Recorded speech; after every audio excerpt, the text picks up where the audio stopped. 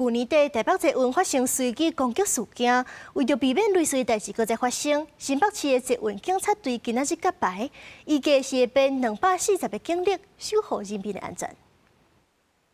去年年底，台北捷运和中山站发生随机伤人的代志，为着避免再出现这款意外，新北市年初成立捷运警察队，拜日正式挂牌。市长讲，捷运警察队会和台北捷运、桃园捷运甲其他的警察互相配合，来保护人民的安全。我们除了捷运警察同仁在第一线要捍卫我们市民朋友搭乘捷运的安全以外，我同时也要求。 从第一线的捷运警察队要跟派出所分级保大警力要做好通力合作，以及跟桃园、跟台北并肩作战。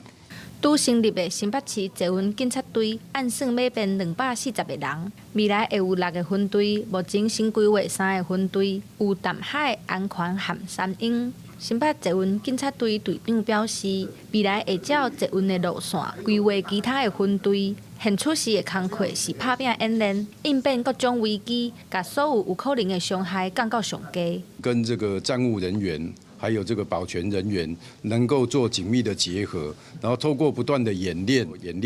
再演练，精进再精进，以确保我们来往大众的安全。队长表示，目前有67个警察会搁保护条。 未来会看通车甲路线起的进度，搁增加3个分队，互公共运输会当搁较安全，互民众拢会当安心坐车。记者陈心彤、王志光台北报道。